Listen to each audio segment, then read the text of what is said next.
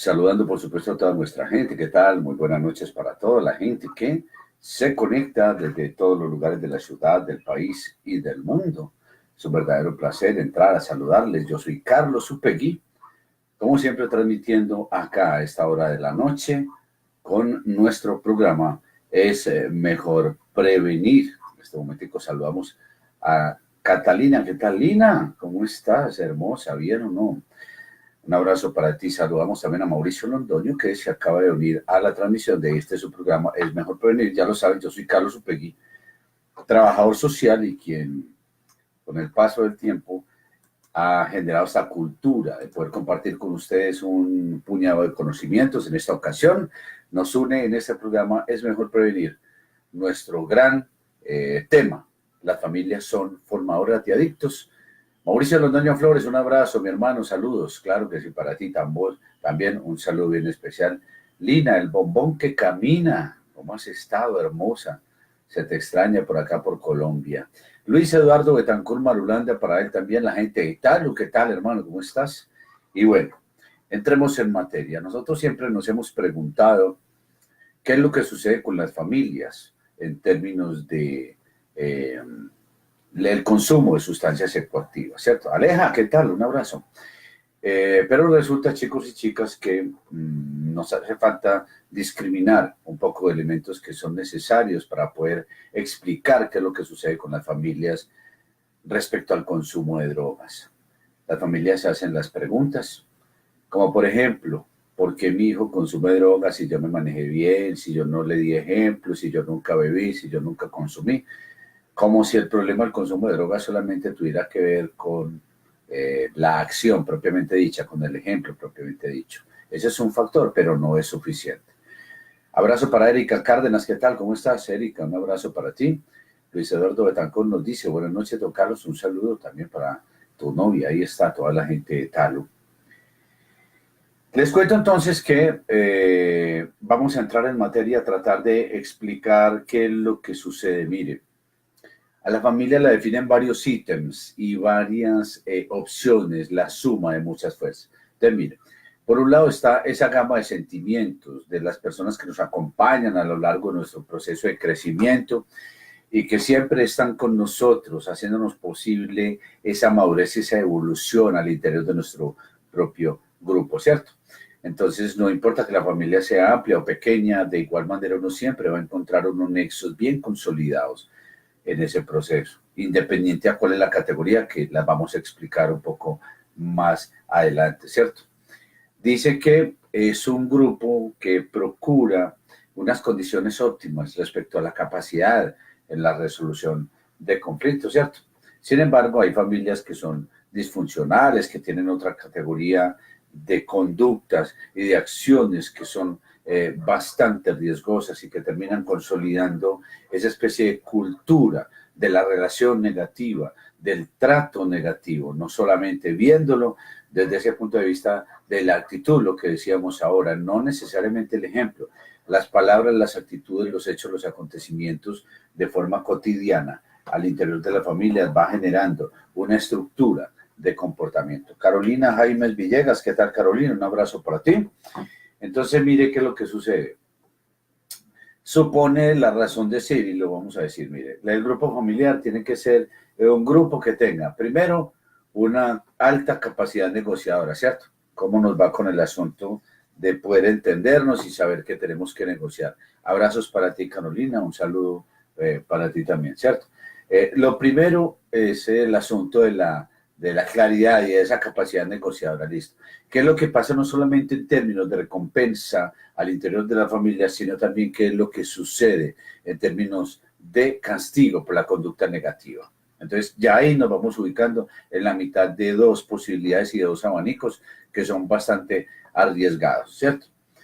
Segundo, la claridad de la expresión, o sea, cómo estamos transmitiéndonos el mensaje al interior de las familias, qué le decimos, qué, a quién y cómo se lo decimos. Ya vamos descifrando el segundo ítem, que forma parte de ese ideal, del estado ideal de la familia, ¿cierto? Ahí está. Entonces, el tercero tiene que ver con el respeto a esas diferencias y a esas diferentes opciones que cada uno de la familia tiene, ¿cierto? Entonces vamos a poner un ejemplo cotidiano. A quien le gusta el rock, a quien le gusta el metal, a quien le gusta la música bailable, la música huasca. Por ejemplo, a Lina Quiseno le gusta mucho la música de parranda y le gusta mucho bailar y le encanta Jesse Uribe. Bueno, eso hay que respetárselo porque a mí me encantan los clásicos, ¿cierto? Cómo hacemos esas estructuras y esos afanes de convivencia que son los que nos están generando a nosotros ese término, esa capacidad óptima de entender qué es lo que está sucediendo al interior de nuestra casa, ¿ves? De nuestro grupo familiar. Ahí está. Y otro de los puntos que también tiene que ver es la motivación y la incentivación a alcanzar el éxito, ¿cierto? Cómo no solamente somos capaces de alcanzar los objetivos de manera personal, sino también cómo los alcanzamos de manera grupal. Entonces, negociamos, nos respetamos, concertamos y crecemos. Son como esas escalas de valores agregados que siempre estamos trayendo y tratando de concertar al interior de las familias, ¿cierto? Hay otros elementos al interior que también se podrían discutir y que forman parte también de las características y de los rasgos de la familia, y es cómo se ejercen los liderazgos en esas tareas cumplidas, quién hace qué, cómo repartimos las labores, los deberes y las obligaciones. Ahí está, ¿ves? Entonces ya vamos entendiendo un poco qué es lo que sucede con el problema raíz. Cuando nos empezamos a salir y todo este proceso se vuelve convencional, se vuelve transitorio, no está bien consolidado, ya empezamos a tener unos síntomas de una familia que no funciona adecuadamente, que no tiene unos mínimos requerimientos y cumplimientos de tipo emocional y funcional al interior, ¿cierto? Hay que tener en cuenta también que la familia ha cambiado de manera conceptual durante los siglos y el tiempo, ¿cierto? Por ejemplo, vamos a poner algunos ejemplos. Vea. La estructura familiar en la Edad Media era extensa, ¿ves? Entonces, ¿qué era lo que pasaba? Teníamos unas familias donde la cantidad de 15, 20 hijos prevalecía y parece que las familias solamente tuvieran una intencionalidad absolutamente reproductiva. Saludamos a Alejandra y a Diana Restrepo. ¿Qué tal? ¿Cómo estás? Un abrazo para ti. Entonces, mire, en la Edad Media la clave de las familias estaba en traer muchos hijos al mundo porque eran los legados que se conservaban. Es más, respecto a nuestra familia antioqueña, y me imagino que eso sucedió en muchas partes del mundo, perdón, también sucedían otros fenómenos. Y es que en la familia antioqueña sucedía que cuando nacían muchas mujeres, lo que hacían era, para conservar los apellidos, lo que trataban era de juntar, de unir matrimonio, no solamente a conveniencia, sino también que estuvieran orientados a la conservación del apellido. Entonces casaban o unían maritalmente a los primos para que se hiciera una conservación del apellido. John Félix Jaramillo, ¿qué tal, John Félix? Un abrazo para ti, qué bueno que estés aquí, saludarte y por supuesto invitarte a este programa Es Mejor Prevenir. Entonces mire lo que sucede. La Edad Media privilegió la familia extensa, ¿cierto? Sin embargo, se presenta una ruptura porque los fenómenos bélicos, la Primera, la Segunda Guerra Mundial, la Guerra de Vietnam, en fin, todo este cuento genera una fragmentación de las características de la familia, porque entonces las mujeres quedan en unos matriarcados establecidos, porque los hombres estaban peleando en la guerra, porque los hombres morían, porque se estaba presentando un mayor nivel de función de todo el personal masculino. Entonces eso adujo y ayudó a reconfigurar un poco la construcción de las familias a partir de ahí, ¿cierto? Aunque la clase no es de familia propiamente, por lo menos sí tenemos que remontarnos a los orígenes, ¿cierto? Entonces, ¿qué es lo que pasa? Que en esta época y todas estas acciones sumadas a las enfermedades, a las limitaciones que habían de tipo médico, generaron algo así como una tremenda disminución de las expectativas de vida, que era lo que pasaba entonces con esas familias, ¿cierto? Había unas familias donde los mandatos y los órdenes estaban establecidos por los varones, sin embargo, abundaban más las mujeres en esas familias, por lo que ya les explicaba, la guerra, las enfermedades, los conflictos bélicos, etcétera, etcétera, ¿cierto? Entonces, ¿qué pasó? Que se incrementaron el número de viudas, de padres, de niños huérfanos, que empezaron a generar otra estrategia, porque ya viene el segundo apalancamiento, y es que ese exceso de viudos, viudas y huérfanos reconstituyó y reconfiguró la fundación de las familias, ¿cierto? Hoy lo llamaríamos compuestas, recompuestas, ¿cierto? Lo que ha sido nuestro nombre. Claro, John Félix, bendiciones para ti también, y Emilio Espina, para ti, un abrazo bien especial. Entonces, mire, como la esperanza de vida en ese siglo XVI-XVII era muy corta, ¿cierto? Esas dificultades económicas obligaron a que los viudos y las viudas, los huérfanos y las huérfanas se establecieran en unos nuevos, no tipologías de familia, sino que se convirtieran rápidamente en matrimonios establecidos, porque era la forma en cómo terminaban protegiéndose. Entonces, mire, el primer paso era, las familias terminaban buscando la reproducción de manera continua para conservar, ¿cierto? El nivel y la condición, porque esa era la primicia. Ahora era de protección, porque entonces se empezaban a reconstituir. Entonces, si quedabas viudo o viuda, debías casarte rápidamente, porque era casi que una obligación que él o ella formaran un nuevo estado, un nuevo matrimonio. ¿Ves? Porque si se estaba solo, era una condición mal señalada y muy marginal, ¿cierto? Entonces, mire lo que llama ya lo que sucede.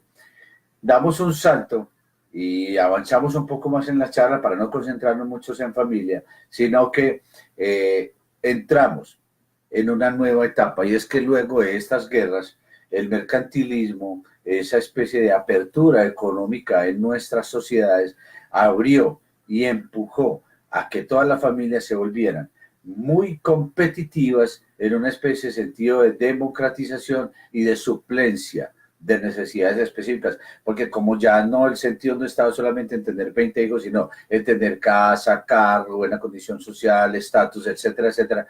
Miren cómo ya ese fenómeno empieza a construir otra rama y otro tipo de familias que reconfiguran nuestras sociedades, ¿cierto? Hay unas variaciones culturales que seguramente van a afectar a algunos países, y esto lo decimos saludando obviamente a la gente que nos está viendo desde Chile. Yo sé que hay gente que está en Iquique y hay gente que está en Lima, Perú también. Los saludamos a ellos, porque recuerden que estamos en las dos bandas, no solamente estamos a través de Facebook, sino que también estamos a través de Instagram en su programa Es Mejor Prevenir. Entonces, mire, esas variaciones culturales de las que hablábamos, si bien es cierto, se alteraron en razón al pensamiento democrático o ideológico político, no cambiaron de fondo, porque yo creo que nosotros los latinos, por lo menos hablo con propiedad en ese sentido, que es lo que más conozco, somos muy transversales en la identificación de los grupos y de las culturas familiares. Aquí ya empezó a suceder algo, y es la carga laboral ya no se volvió unipersonal, ya no era solamente de los varones, de los hombres, que eran los nutricios los que se encargaban de establecer, proveer las necesidades básicas, sino que ya se generaron dos cosas. Lo segundo que se genera es, las mujeres ya empiezan a buscar su propia independencia, pero ya no solamente su independencia económica, sino también su independencia afectiva, es decir, aprendieron, porque no les era posible por ese elemento cultural, tener la capacidad de decidir en abandonar, no continuar, hacerse a un lado en las relaciones que eran altamente contaminantes para ellas, por lo que se quiera, por violencia en algún grado o por insatisfacción. ¿Ves? Entonces, no le vamos a poner un nombre propio porque haríamos mal segmentándolo ahí. Saludos para Juan Miguel Velázquez, ¿cierto? Entonces dice que la evolución de estas características de familia ya empieza a generar otros fenómenos. Y es, en este caso, para el fenómeno de las drogodependencias, ¿qué es lo que pasa? Nuestra cultura fue terriblemente infiltrada por un asunto que nos creó una especie de mito en la categorización del consumo. Entonces, ¿qué es lo que pasa? Que en todas las familias es normal consumir licor todos los diciembres y se vuelve un asunto cultural. Pero el problema está en aquel que ya no solamente lo hace en diciembre, sino enero, febrero, marzo, abril. Entonces, ves, las familias son facilitadoras del consumo porque ejemplarizan, porque vuelven ocasional, ritual, vuelven folclórico, carnivalesco, carnavalesco, el asunto del consumo. En este caso de alcohol, de cigarrillo, inclusive de sustancias, porque ahora es muy natural encontrar que los padres o la mamá consumen marihuana y los hijos lo saben y todo eso queda en familia. Entonces, ves, ya entramos en propiedad y decimos, las familias están adoptando una cultura como parte del paisaje en la motivación hacia los hijos y hacia esas dinámicas de relación, hijos, padres, padres, hijos y todos juntos, respecto al consumo. Entonces, mire cómo vamos entendiendo que las familias, y el título de nuestro programa sí lo dice, nuestras familias sí son formadoras de adictos. Lo que pasa es que nosotros todavía pensamos que como el licor, que como el cigarrillo y que como el marihuana, pues es natural y es legal. Entonces mire cómo empezamos a vender una doble imagen. Resulta que nosotros tenemos un vecino que consume bazuco, pero nosotros siempre consumimos alcohol y algo en nosotros dice, él está peor que yo. ¿Ves? Sabiendo que es un tema de adicción que es global, que no tiene una categoría específica, porque resulta que seguramente él lo está haciendo con el bazuco y puede que esté muy avanzado. Sí, pero a nosotros no nos puede olvidar que hay una premisa y hay un axioma que nos dice que una gran mayoría de gente que hoy está habitando las calles de las ciudades empezaron con un aguardiente, empezaron con una fumada. ¿Ves? Entonces, ojo con ese tema, porque nosotros sabemos que las familias no necesariamente se han destruido por causa de X o Y sustancia. Tiene que ver con todo el entramado, no solamente de las sustancias, sino de las actuaciones y consecuencias perversas, destructivas que han sucedido al interior de las mismas. En este caso nos atañe analizar y observar cuáles son los factores causales y qué es lo que sucede, pero nos tenemos que remontar necesariamente a mirar que tenemos una naturaleza ligada y asociada al consumo, pero lo tenemos casi que estratificado. Algo en nosotros parece que se sintiera mejor si consideramos que esta familia consume alcohol y está bien, y que esta consume marihuana y está mal, y que esta consume bazuco o perico u otras sustancias y está peor, sin saber que para el universo de las drogas todos somos lo mismo. Ahí está. Entonces, mire, la sociedad actual empieza a generar una serie de caracteres, ya no solamente desde el consumo, desde el capitalismo, desde la definición del poder adquisitivo, sino también de las características sexuales. Entonces, eso hace que tengamos que analizar. Arranquemos y hagamos un repaso de lo que vimos de la sociedad, ¿cierto? Porque ese resultado perverso de lo que sucede en la sociedad, ¿a dónde va a dar? A las familias, y eso es lo que estamos analizando hoy. Entonces, vamos a hablar de sobre todo de 6 cosas, básicamente. Vean. Hoy por hoy hay una alta disponibilidad de drogas y nosotros nos dividimos en una frontera muy clara, y es la frontera donde estamos hablando de las drogas para sentirme bien y la otra frontera de las drogas para no estar enfermo. Entonces tenemos por todos los lados nos atacan con medicación. ¿Ves? Segundo, el uso de las drogas como moda, eso tiene que ver como, con una especie de identificación con cultos y modas colectivas, ¿ves? Entonces, está de moda, dice que el añejado 50 años, o por ejemplo, ahora creo que está muy de moda son los shots, y creo que es lo que más se consume, y está de moda las sales de baño, o hay una droga que está haciendo curso en la sociedad porque pues, es muy barata y el viaje es tremendo y es el Spice. Entonces, ¿ves? Se van poniendo de moda las drogas, sin embargo hay algunas de fuente que prevalecen, ¿ves? Tercero, ya resulta que el uso de drogas o de ciertas categorías se vuelve predominante y se vuelve motivo de aceptación social.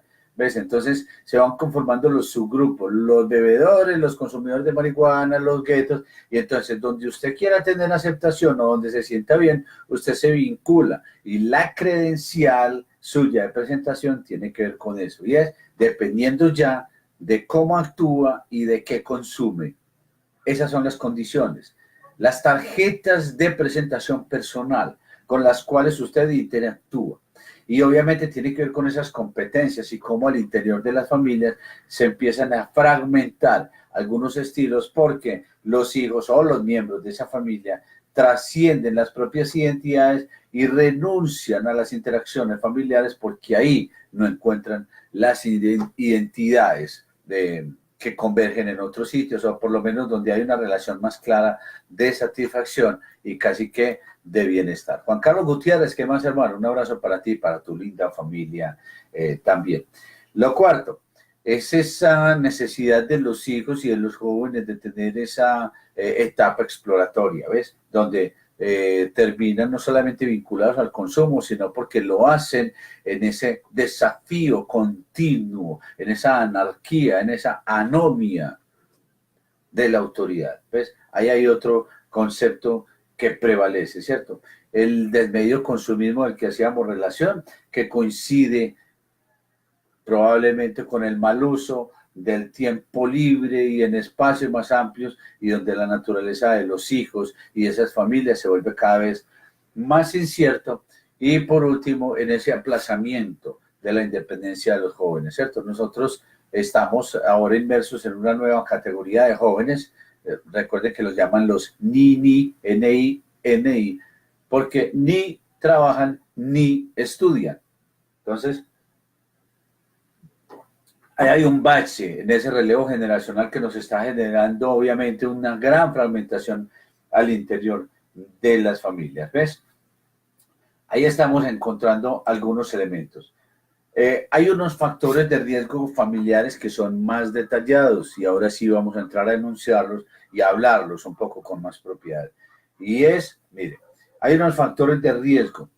Yo los tengo divididos en dos categorías porque así creo que no es que los entendamos mejor, sino que los visibilizamos bien, ¿cierto? Entonces vamos a hablar de 8 factores específicos y de 6 factores menos específicos. Ya les voy a decir por qué. Vean.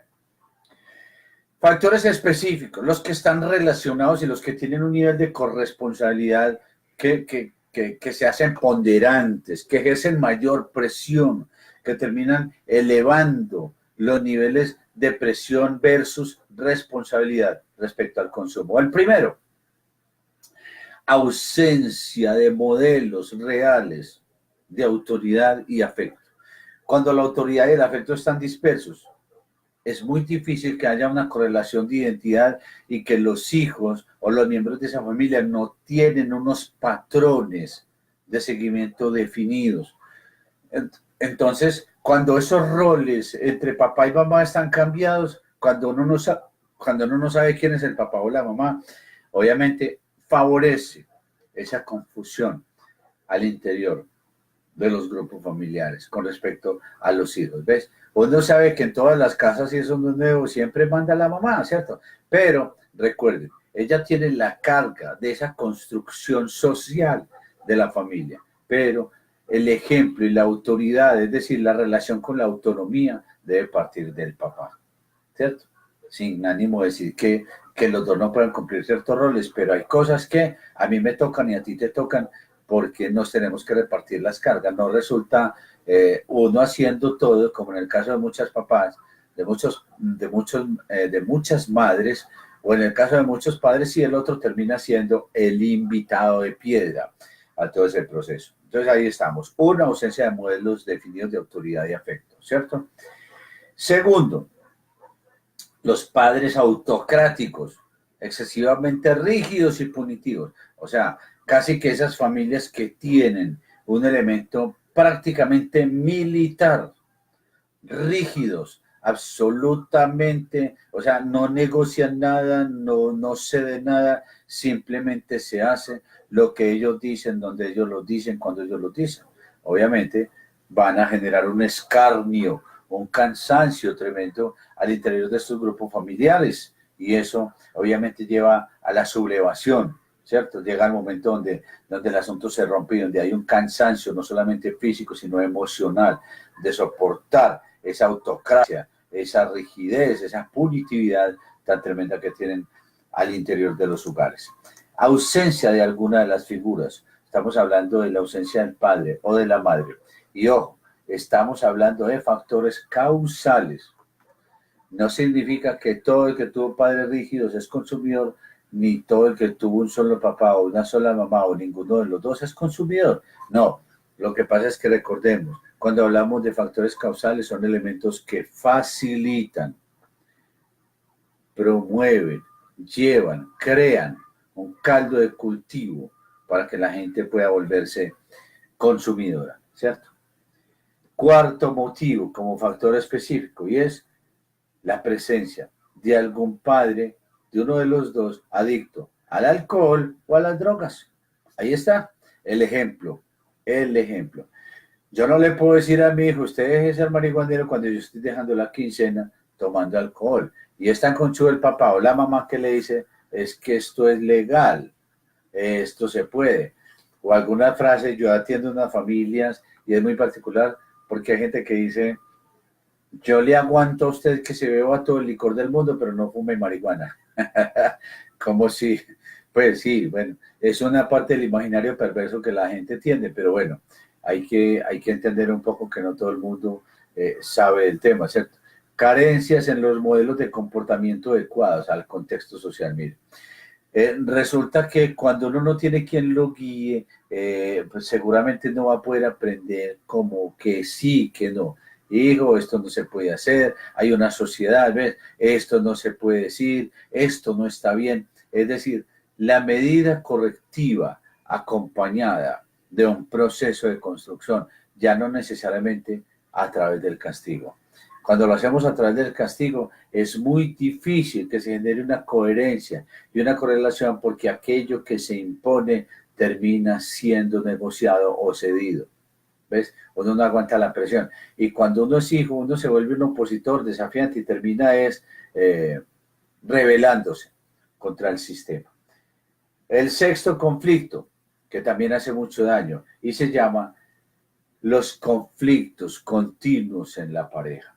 Cuando las parejas se mantienen agarradas, cuando hay esa pelea donde yo veo, tú ves, él ve, es muy difícil y vuelve y juega el asunto del ejemplo como una relación supremamente dañina en la construcción de esas relaciones parentales que sean altamente afectivas o por lo menos que sean altamente ejemplarizantes. Todas las familias tienen todo el derecho del mundo a sentir los conflictos, pero es responsabilidad de los mismos grupos asumir no solamente la responsabilidad de curarlos, de finiquitarlos, sino de asumir las consecuencias.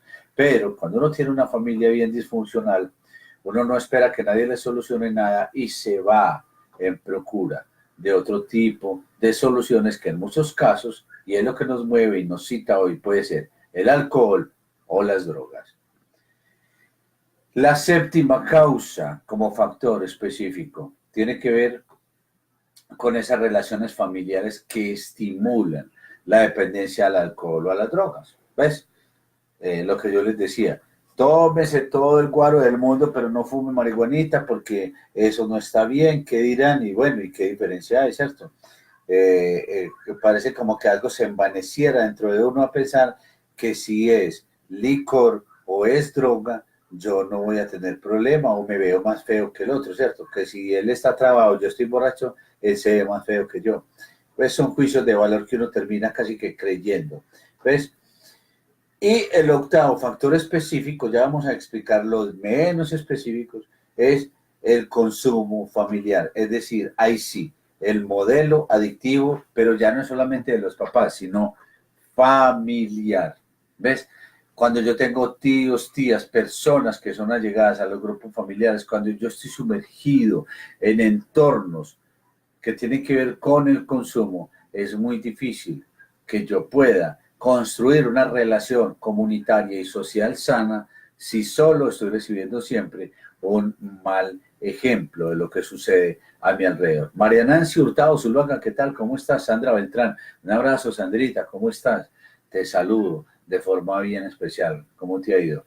Bien, ahora vamos a ver los factores menos específicos para el consumo de drogas. Son 6, ¿ves? Padres permisivos o desinteresados. Ya hablábamos del otro extremo y es esos padres que dan permiso para todo, que parece que no se inmutara, que no tuviera una relación clara, que no hubiera una despreocupación, o mucho peor, en algunos casos donde los padres se dedican a nutrir económicamente a los hijos, a darles lo que es necesario, pero no les dan algo que es muy importante y es el afecto. Entonces, nos basamos en ese concepto de que lo has tenido todo, pero en realidad lo que ha tenido es la necesidad inmediata, más no lo afectivo, o por lo menos afectivo y orientativo. Paula Muñoz, ¿qué tal, Paula? Un abrazo para ti y para tu hermana, por ahí la vi conectada también para ella, un saludo bien especial. Hay otro factor, mire, no tiene nada que ver, pero es un factor que genera una cierta vulneración, y ustedes lo saben, mire, un factor menos específico, que no es de peso, pero que sí tiene mucho que ver, y es las carencias económicas. No todo el que es pobre es consumidor, ojo, yo no estoy emitiendo juicios de valor, pero estamos hablando que hay una relación, porque entonces yo tengo carencias económicas, yo tengo necesidades que no puedo suplir, yo tengo problemas de autoestima, yo soy una persona vulnerable ante determinadas respuestas o desafíos de tipo social porque no todo lo tengo, no tengo los mejores zapatos, no tengo, entonces la gente entra en un conflicto tan tremendo que termina casi que huyendo de la presión y la depresión de esas mismas necesidades económicas a partir del consumo de sustancias psicoactivas en cualquiera de sus categorías. Entonces es otra forma de evadir las crisis que me representa tener tantas carencias. No necesariamente, pero en muchas ocasiones sí. Por eso hablamos de factores causales que son menos específicos, que no son tan contundentes, pero que tienen alguna hilación. La tercera, y es carencia en los modelos de identificación, es decir, quién soy yo, para dónde voy, a qué vine al mundo, qué estoy haciendo aquí, cuál es mi misión, dónde vivo, quiénes son mis padres. Cuando el individuo es una mole tremenda de dudas, de preguntas, es un individuo muy vulnerable. Casi siempre una persona con esos niveles como de incertidumbre tan tremenda en su vida termina vinculándose o bien al consumo de alcohol o al consumo de drogas porque es la forma en cómo cree encontrar las respuestas y se anestesia de la depresión o de la tristeza que le provoca no poderlas encontrar. John Jairo Rojo, ¿qué tal, hermano? Un abrazo para ti, un saludo para nuestro gran amigo John Jairo Rojo. ¿Listo? Ahí está. La cuarta causa, no o menos específica, tiene que ver también con esa limitada participación de los padres en la formación de los hijos. Cuando vean, los padres empiezan a generar mucha responsabilidad, entonces dice, vea, yo me encargo de mandarlo al mejor colegio para que lo eduquen, entonces usted ya ve inglés, matemés, entonces casi que existe un mapa mental donde los padres empiezan a delegar como los cuidados. Entonces, si usted es niña, que su mamá le hable de sexo y de su primer periodo. Si usted es niño, cómase todo lo que quiera, mijo, y sea un varón y tómese el guaro. Entonces, ves, no hay una figura muy clara de orientación, de formación de los padres a los hijos. Ahora, cuando nosotros lo que estamos presenciando es un caso de ancestralidad, porque resulta que venimos de padres que son altamente ignorantes y que tienen condiciones educativas, económicas y sociales limitadas, pues obviamente, ¿qué vamos a esperar? Sin embargo, eso no nos exime de las consecuencias de los resultados, de las virtudes o de las tristezas que tengamos al momento de evaluar qué tan buenos padres hemos sido a lo largo de nuestra vida. Entonces, ojo, no porque yo sepa de dónde vengo significa que yo no vaya a tener la responsabilidad de lo que soy, sobre todo con los hijos. Uno sabe que los hijos nacen sin catálogo, que no se encuentra una respuesta, pero estos programas te ayudan a precisamente orientar algunos elementos de formación y respuestas. En este caso, y en este programa de hoy, es mejor prevenir, darnos la razón, que las familias sí son altamente formadoras de adictos. El quinto tema, de los menos específicos, tiene que ver con esas expectativas o muy altas, ¿ves? Cuando dicen, yo de usted espero que sea un médico, un abogado, y ni siquiera se ha tomado el trabajo de preguntarle si eso es lo que quiere. Entonces empezamos a encasillar a los chicos y a las chicas en unos modelos que son, parece que fueran más nuestros, el ideal más nuestro, y lo desplazamos en ellos.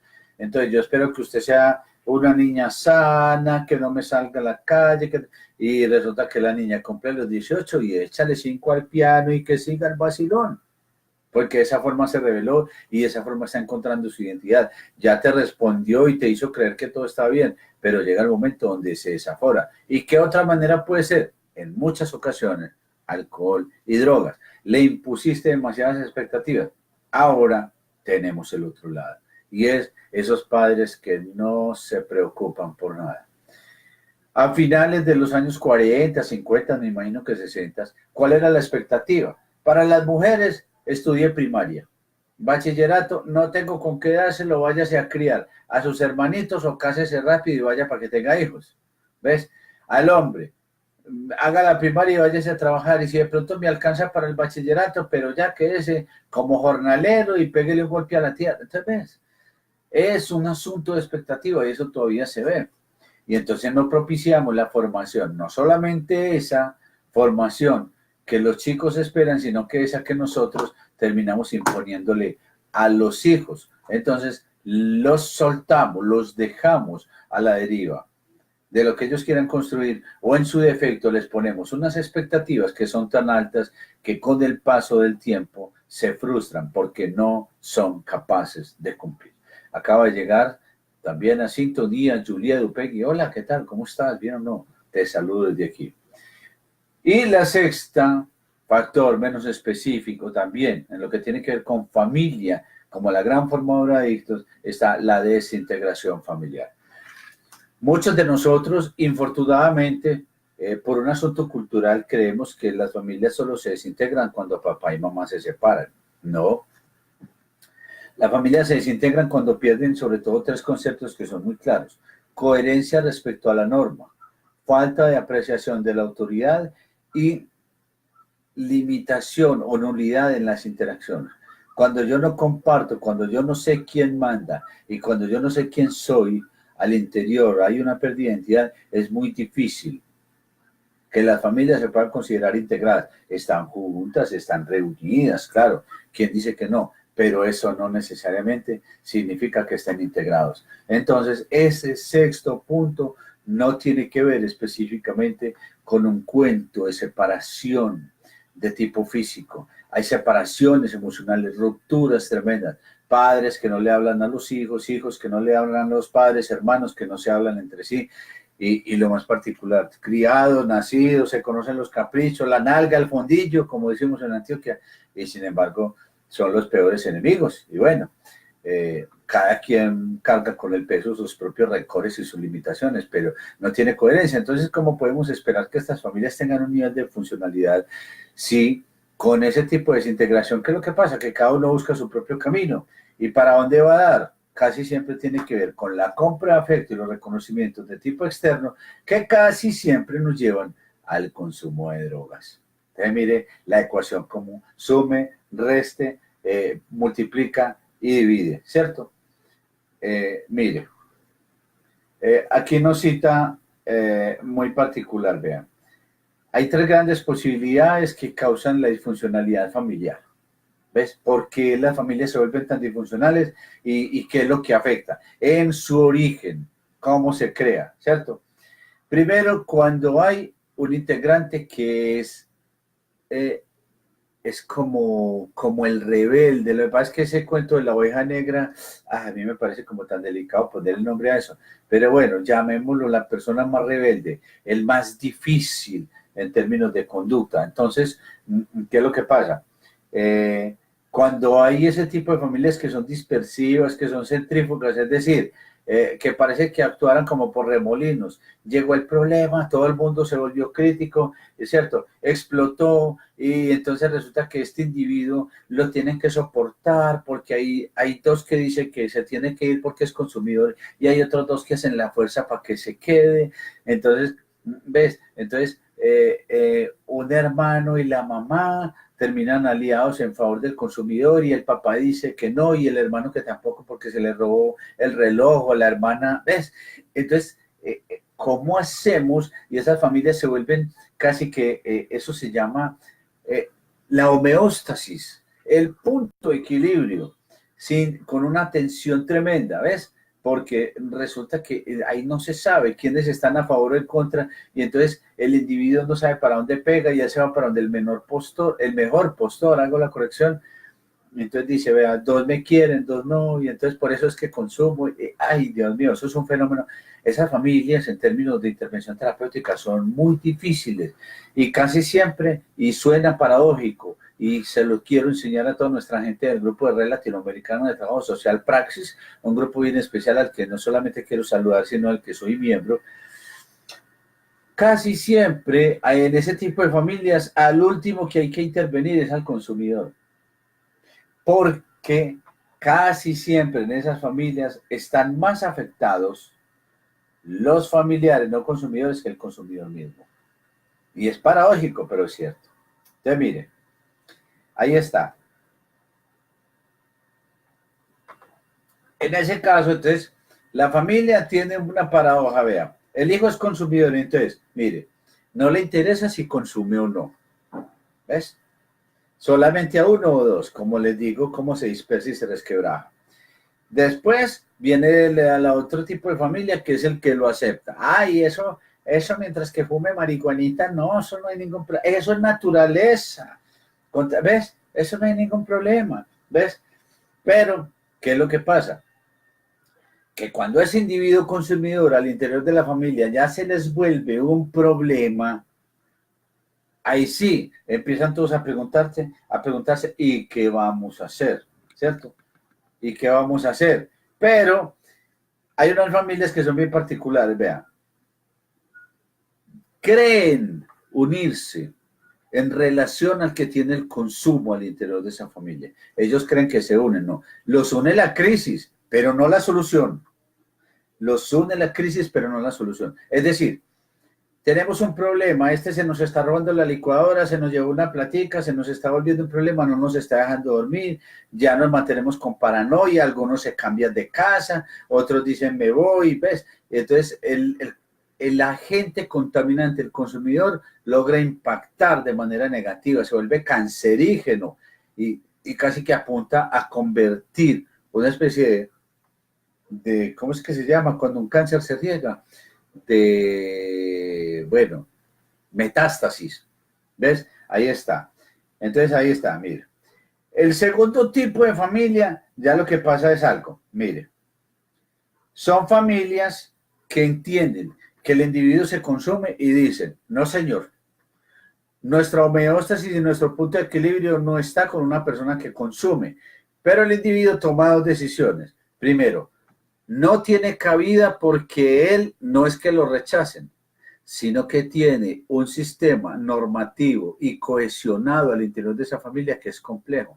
Y esa, de hecho, es de las mejores formas de atacar el fenómeno del consumo. Cuando los padres o los hermanos se unen en una sola llave a protegerse del individuo consumidor, a él no le queda otro remedio que dos salidas. O busca el cambio y se somete a la norma, o decide excluirse, y entonces ahí es donde se cumple la teoría de lo que yo les he dicho en algunos programas en ocasiones. Usted va y le pregunta a un habitante en la calle, háganlo por experimento, háganlo como prueba y verá. Díganle, ¿y vos por qué habitas la calle? Y va a empezar mi papá, mi mamá, mi familia. Yo quisiera que cada 5 me contaran anecdóticamente cuántos dicen porque yo decidí consumir drogas y no me gustaban las normas. Hágalo. A ver quién empieza por ahí. Entonces, no todo el que sale de una casa a vivir la calle o a vivir su estadía de consumo hasta su crisis, ojalá no su muerte, fue expulsado. Lo que pasa es que se enfrentó a familias cohesionadas que no quisieron negociar la estabilidad de ese grupo. Esa homeostasis no la negociaron con relación a su grupo y ese grupo supo protegerse, tuvo las herramientas, ¿cierto? Y el tercero, obviamente entendiendo que en ese segundo ya es decisión del individuo lo que quiera hacer o no, si se rehabilita o no. Y el tercer punto tiene que ver con la parte ya trágica, difícil, y es la ruptura total de esa homeostasis. ¿Ves? Entonces, ahí sí es donde se produce.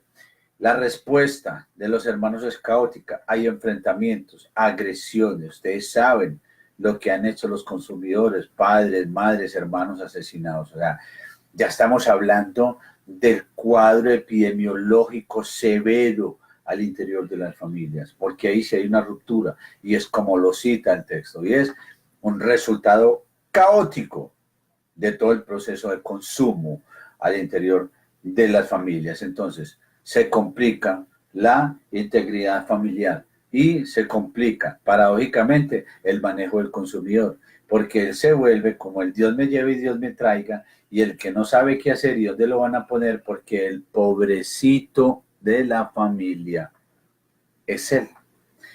Mire cómo vamos aprendiendo. Y ahí está. Entonces el individuo rompe la familia y aparte de eso se vuelve una carga, porque empieza a sindicar y a reclamar el mantenimiento de una crisis que fue todo el mundo menos él. Paradójico, ¿no? Entonces ahí está. Hay eventos violentos en este tipo de familia, hay expulsiones, hay una incapacidad total de dar verdadera solución a la crisis, ¿cierto? Se fragmenta, se divide, inclusive de forma definitiva, ¿cierto? Hay otras respuestas en esas reacciones que también pueden dar la familia, ¿cierto? Dice, algunas familias, ya para terminar, y vamos a hablar estas respuestas en estos 10 minutos que nos quedan, y es, las familias dramatizan, y es una categoría que es emergente, dramatizan el consumo de drogas, ¿ves? Lo escandalizan, lo condenan, empiezan a buscar culpables. En otras palabras, él se convierte en la ruta de salida y en el chivo expiatorio de todo el mundo. Ahora, cuando decimos esto, no es que lo estemos victimizando. Estamos enfocándonos hacia el otro lado de la historia y cómo cada uno para evadir las responsabilidades de normatividad, de compromiso y de respuesta en la integración, termina echándole la culpa al consumidor, que puede que sea cierto, pero no hacen nada, o sea, se dedican no solamente a señalar, fue él, fue usted, y eso obviamente genera desequilibrios. Entonces ese primer punto tiene que ver con esos que dramatizan y exageran el asunto de la culpa ante el consumidor, ¿cierto?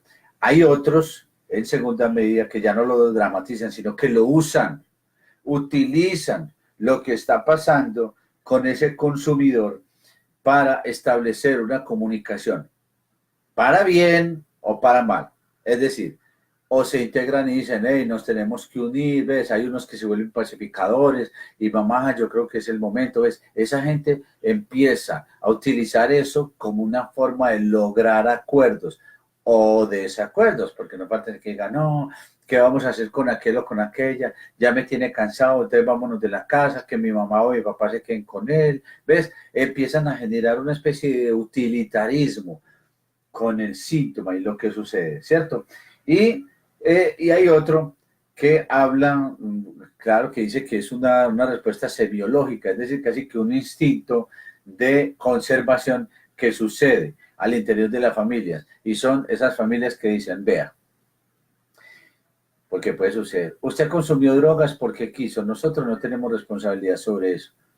De tal forma que yo no me voy a culpar, cualesquiera que sea el resultado. Yo como papá, yo como mamá, ¿ves? Sin perder sensibilidad, porque a uno sí le requiere pues tener un hermano, un hijo, o un compañero, o una persona, un ser querido del grupo familiar llevado del consumo.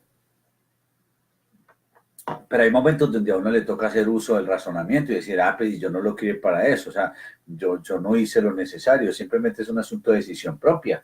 Y eso hace eh, que el asunto pase por una estructura de protección más consolidada. Hay otro que tiene que ver que el famoso mito del entendimiento familiar. Entonces tienen un consumidor y todo el mundo dice, ay, todos como nos queremos, como nos amamos, y entonces nosotros ves, y entonces a la gente le demuestran que son un grupo cohesionado y que tienen un consumidorcito, ¿cierto? A alguien que consume droga ahí, pero es mentira, lo que están es tratando de conservar las apariencias, porque como está mal visto que usted tenga problemas o los demuestre, ¿cierto? Y a nosotros nos han dicho que, y tiene razón, la ropa sucia se lava en casa, entonces mire cómo lo utilizan, el mito del entendimiento familiar, ¿ves? Y por otro lado, hay otra cosa que llaman los psicólogos y los expertos en esto, que lo llaman la neurosis de la necesidad, ¿cierto? Y es decir, la familia necesita ese consumidor que sea problemático, que tenga problemas con la norma, que tenga muchas fallas, muchos trastornos de conducta para poder como reaccionar. O sea, si a mí no me aplican la dosis de sufrimiento, yo no te empiezo a buscar el antídoto para ser feliz. Entonces buscamos los síntomas de ese consumidor como una forma de propender. Pero ¿qué es lo que pasa? Y sucede en muchas familias, y ese es un dato que mucha gente no sabe. Hay familias donde el individuo para el consumo de drogas y parece que dañara al interior de las familias porque se les acabó el chivo expiatorio, el que tenía que ver con el asunto del consumo y de las fallas. Y hay otros dos para terminar que se llaman la codependencia, es decir, la madre es depresiva, son núcleos melancólicos y problemáticos, no hay figuras paternas muy claras, son débiles, son manipulables, son negadoras, son poco afectivas. ¿Qué es lo que dice? Que los hijos se verán sometidos a una especie de haz lo que yo digo porque de esa forma tú vas a aprender a enfrentar la vida. Y no hay más enseñanza, no hay más de por medio, entonces se quedan esas familias en el simple ejemplo de la palabra, pero no hay un ejemplo de la conducta, de la propuesta, y entonces dicen, yo nunca he consumido nada, y bueno, y entonces usted trajo hijos para que replicaran su historia, ¿ves? Entonces, no hay un ejemplo, no hay una propuesta muy clara, y yo siempre le doy lo necesario, yo le doy lo de comer, ¿ves? Y como si eso fuera lo único que la familia o por lo menos los hijos dependieran. Y por último, ya a este punto para cerrar nuestra charla, algo que se llama la neurosis de conveniencia. Mire, ¿qué es lo que pasa? Que dice, las familias se vuelven como curadoras del adicto. Y entonces empieza a que él le propone una cosa, que él propone la otra, entre todos se hacen la vaca. Yo no digo que no sea solidaridad, pero ¿qué es lo que pasa? Adivinen qué, todo el mundo desea que el adicto cambie, menos el adicto. ¿Ves? Entonces todo el mundo se dedica a asistirlo, todo el mundo se dedica a acompañarlo, a casi que causarle pena las 24 horas del día y él tranquilo. ¿Ves? Entonces, ¿qué es lo que pasa? Que eso se llama la neurosis de esa convivencia, porque no encontramos esas relaciones y esas reacciones muy claras. No lo hacemos paradójicamente corresponsable de ese mismo resarcimiento de la conducta al interior de los hogares. Entonces, papá, mamá, hermano, tíos, familiares, seres queridos, hacen la vaca, entre todos contribuyen para la sanación y el único que no está interesado en cambiar es el consumidor. ¿Cómo les parece? Entonces, dice, a él le conviene para tener todos los afectos y ser el centro de la atención, mantener esos síntomas, ¿cierto? Porque encontró que en ese momento esa era su lugar o su estadía de conveniencia al interior de la familia. Es pequeño Loto, ¿qué tal? ¿Cómo estás? ¿Bien o no? Marcela Bermúdez, para ella un abrazo. Entonces, miren, todo este fenómeno, cuya segunda parte se la voy a citar dentro de 8 días, vamos a conocer más detalles de la segunda parte de familias formadoras de adictos, hoy nos deja como resultado qué es la familia, cómo se fue transformando, cómo fue evolucionando, cómo llega hasta el día de hoy y qué es lo que pasa con el asunto del consumo de drogas al interior, cómo se generan esas reacciones en cadena, esos entramados que nos llevan a pensar que el problema real del consumo de drogas tiene que ver con las estructuras de tipo familiar que no se cohesionan de manera adecuada y que encuentran en dos elementos, la permisividad, la normatividad o la inquisición extrema, la falta de construcción y de diálogo o la dedicación a ser simplemente nutricios, los factores que más ponderan en pro o en contra de la formación de los hijos. Yo soy Carlos Upegui y para mí ha sido un verdadero placer acompañarlos hoy en este 19 de marzo, cuando ya tenemos las 7 de la noche, 57 minutos. Les doy un saludo muy afectuoso, muy especial a todos ustedes. Ya lo saben, desde aquí, desde Es Mejor Prevenir, desde este trabajo social que nos une, siempre vamos a querer estar mejor. A todos nuestros asistentes, nuestros participantes, muchas gracias. Les agradezco infinitamente por replicar este video y por invitar a la gente a que nos acompañe cada 8 días en este programa, 7 p.m. hora Colombia, a través de Facebook y de Instagram. Es Mejor Prevenir. Gracias a todos ustedes, a la Corporación Procer, por estar ahí, por su atención, mil y mil gracias. Permiso.